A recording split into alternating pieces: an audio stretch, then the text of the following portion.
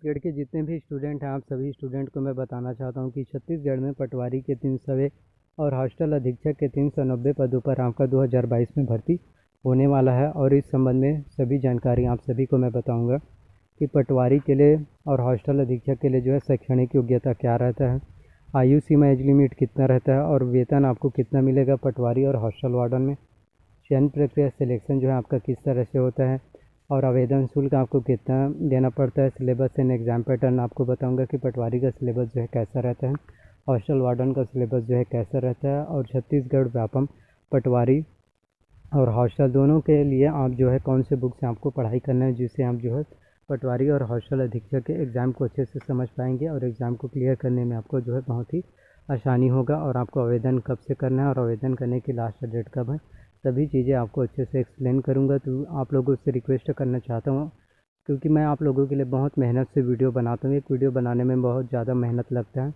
लेकिन आप लोग जो है सपोर्ट नहीं करते। प्लीज़ वीडियो को लाइक कीजिए, चैनल को सब्सक्राइब कीजिए, बेल नोटिफिकेशन को भी ऑन कर लीजिए।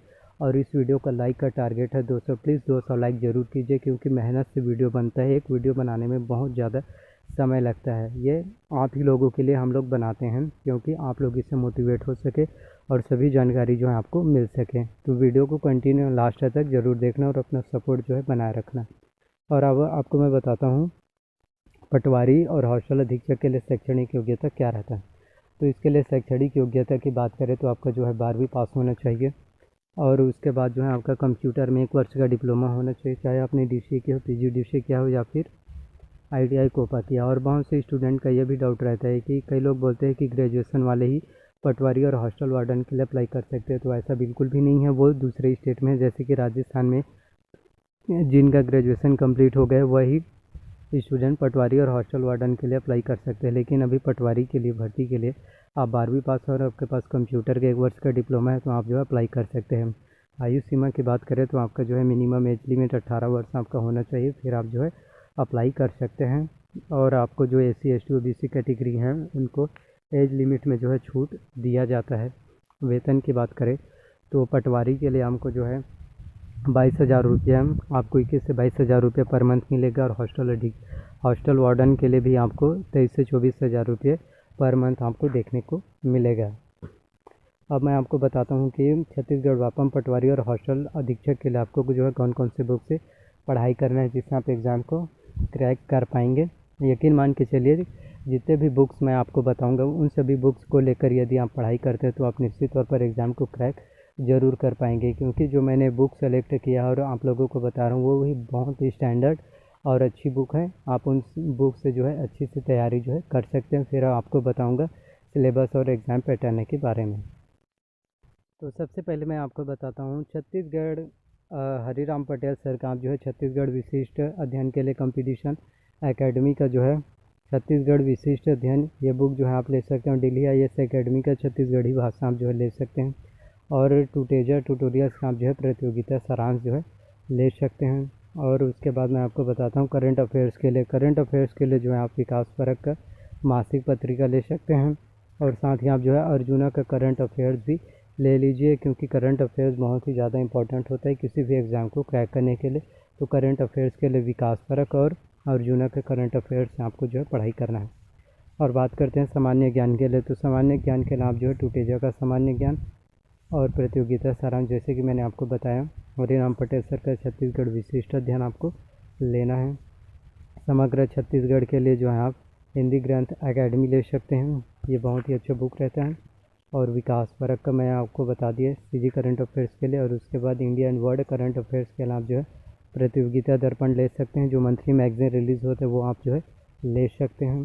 कंप्यूटर के लिए आप जो है कंप्यूटर एक परिचय परीक्षा मंथन का आता है, ये आप जो है ले सकते हैं। हिंदी के लिए जो है आप दिल्ली IAS एकेडमी का बुक ले सकते हैं, ये बहुत अच्छा बुक है। इंग्लिश के लिए जो है आप इसेंशियल इंग्लिश रश्मि सिंह दिशा पब्लिकेशन की ले सकते हैं। एप्टीट्यूड एंड रीजनिंग के लिए आप जो है डॉक्टर RS अग्रवाल का वस्तुनिष्ठ अंक गणित जो है ले सकते हैं। और रीजनिंग के लिए जो है आप अरिहंत का मास्टर रीजनिंग, जिसमें verbal, non verbal and analytical तीनों जो है दिया रहता है, ये आप जो है ले सकते हैं। जनरल साइंस GS के लिए जो है आप सामान्य विज्ञान के लिए दृष्टि IAS का क्विक बुक आप जो है ले सकते हैं और इससे जो है पढ़ाई कर सकते हैं। कॉन्स्टिट्यूशन संविधान के लिए एम लक्ष्मीकांत की भारत की राज्य व्यवस्था ले सकते हैं।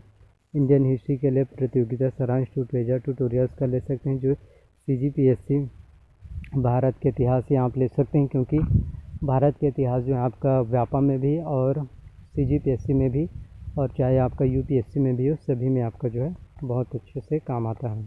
और जनरल स्टडीज़ में जियोग्राफी भूगोल के लिए जो है आप सामान्य अध्ययन विशेषांक भारत का भूगोल NCERT बेस्ड बुक ले सकते हैं और इसके राइटर हैं doctor SK Ojha ji. Economics अर्थशास्त्र के लिए जो है आप जनरल स्टडीज़ के लिए दृष्टि IAS का क्विक बुक ले सकते हैं। जो भारतीय अर्थव्यवस्था रहता है ये आप जो है ले सकते हैं। तो इन बुक से आप जो है पढ़ाई करेंगे तो आप निश्चित तौर पर पटवारी और हॉस्टल वार्डन के एग्ज़ाम को क्रैक करने में आपको जो है बहुत ही आसानी होगा। तो इस तरह से आप जो है तैयारी कर सकते हैं इन बुक से। अब मैं आपको बताता हूँ सिलेबस के बारे में। पटवारी और हॉस्टल अधीक्षक वार्डन का सिलेबस जो है किस तरह से रहता है। तो सबसे पहले मैं आप सभी को बताता हूँ पटवारी का सिलेबस के बारे में, कि पटवारी के सिलेबस में जो है किस तरह से क्वेश्चन जो है पूछे जाते हैं और इसका सिलेबस पटवारी का कैसा रहता है, कितने मार्क्स के क्वेश्चन आते हैं, माइनस मार्क रहते हैं या फिर नहीं रहता। तो पटवारी परीक्षा में कुल जो है 150 प्रश्न पूछे जाते हैं, जो कुल 150 अंक का होता है। यानी 1 नंबर के लिए आपका 1 प्रश्न रहेगा और निगेटिव मार्किंग रहेगा। यदि आपका 4 क्वेश्चन गलत हो जाता है तो 1 नंबर और कट जाता है, यानी कि आपका 5 नंबर कट जाएगा 4 क्वेश्चन गलत होने पर। बात करते हैं किस सब्जेक्ट से कितना अंक का आएगा। तो हिंदी से 10 अंक का, अंग्रेजी से 10 अंक का, कंप्यूटर से संबंधित सामान्य ज्ञान से 20 अंक का, गणित से आपका 30 अंक आएगा, सामान्य मानसिक योग्यता जनरल मेंटल एबिलिटी से 15 अंक का क्वेश्चन जो है पूछा जाएगा। सामान्य ज्ञान से आपका 35 अंक आएगा। समसामयिकी घटनाक्रम जिसे बोलते हैं करंट अफेयर से आपका 15 अंक आएगा। छत्तीसगढ़ की सामान्य जानकारी से जो है आपका 15 अंक का क्वेश्चन जो है आपसे पूछा जाएगा। अब बात करते हैं हिंदी में क्या आएगा। हिंदी व्याकरण में तो स्वर, व्यंजन, वर्तनी, वचन, काल, संज्ञा, सर्वनाम, क्रिया, प्रयोग, समास, रचना एवं प्रकार, संधि की जानकारी, उपसर्ग एवं प्रत्यय, तत्सम, तद्भव, देशज, पर्यायवाची, विलोमार्थी, अनेकार्थी शब्द, मुहावरे व लोकोक्तियाँ, ये सभी जो है पूछा जाता है। क्योंकि आपका हिंदी व्याकरण भी बहुत ज़्यादा इंपॉर्टेंट होता है। आप लोग हिंदी व्याकरण को ईजिली मत लीजिए, क्योंकि व्याकरण की तैयारी और प्रिपरेशन भी आप अच्छे से कीजिए बाकी जैसे सब्जेक्ट्स का आप करते हैं। और अंग्रेजी का बात करें तो अंग्रेजी में आपका noun, pronoun, tense, voice, conjunction, modal, degree, question tag, article, preposition, narration, announcements, one word substitution, proverb, verb और एडजेक्टिव, ये सभी आपका टॉपिक जो है इंग्लिश में आएगा। 10 अंक आपको पढ़ना है। कंप्यूटर की बात करें तो कंप्यूटर का परिचय, कंप्यूटर के उपयोग, कंप्यूटर की सामान्य जानकारी, कंप्यूटर के प्रमुख भाग जिसमें CPU, input device, output device की जानकारी होता है, ये आपको पढ़ना है। प्रिंटर की बात करें तो प्रिंटर के प्रकार में आपको इंकजेट, लेज़रजेट एवं अन्य प्रकार के प्रिंटर की जानकारी जो है रखना है।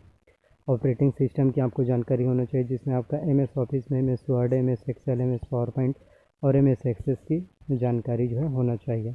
साथ ही आपको इंटरनेट की जानकारी होना चाहिए, ईमेल के सर्च इंजन क्या है, वेब ब्राउज़र क्या है, शॉर्टकट कीज़ क्या है, फुल फॉर्म्स क्या है, लाइनेक्स, यूनिक्स और उबंटू, इन सब की जानकारी जो है आपको होना चाहिए। गणित की बात करें तो आपका परिमेय, अपरिमेय संख्याओं को वर्ग, घन, गुणनखंड, वर्गमूल, घनमूल तथा घातांक, नियम, महत्तम समापवर्तक तथा लघुत्तम समापवर्तक, बीजगणित, बेलन, शंकु, घन, घनाभ, औसत, चाल, समय तथा दूरी से संबंधित जो है प्रश्न पूछे जाते हैं।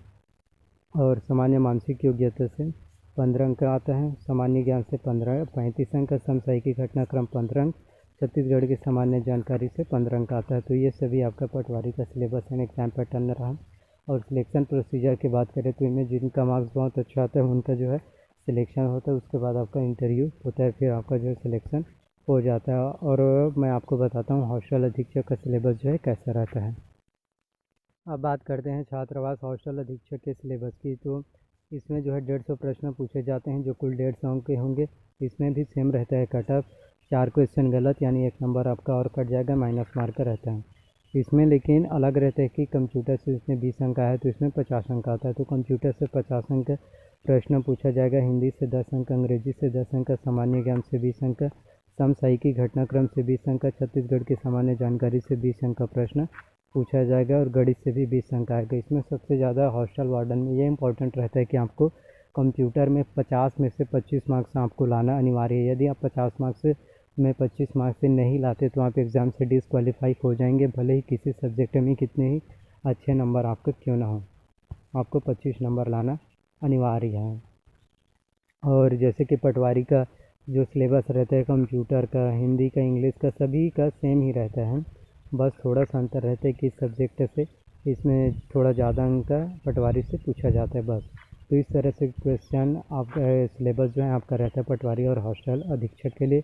और जो बुक मैंने आपको बताया उन बुक से आप जो है तैयारी कीजिए, तो आप निश्चित तौर से एग्ज़ाम को अच्छे से समझ पाएंगे और एनालिस्ट कर पाएंगे। आई होप कि जितनी भी जानकारी मैंने आप सभी को दिया वो सभी जानकारी आपको पसंद आए। अगर जानकारी आपको पसंद है तो प्लीज़ वीडियो को लाइक कीजिए, चैनल को सब्सक्राइब कीजिए, एंड बेल नोटिफिकेशन को भी ऑन कर दीजिए, ताकि जब भी मैं वीडियो अपलोड करूँ तो उसकी जानकारी सबसे पहले आप सभी को मिल सके। और अभी तक आपने मुझे इंस्टाग्राम पर फॉलो नहीं किया तो आप मुझे इंस्टाग्राम पर भी फॉलो कर सकते हैं। इंस्टाग्राम का लिंक डिस्क्रिप्शन में दिया हुआ है। तो मिलते हैं नेक्स्ट वीडियो में। So thank you.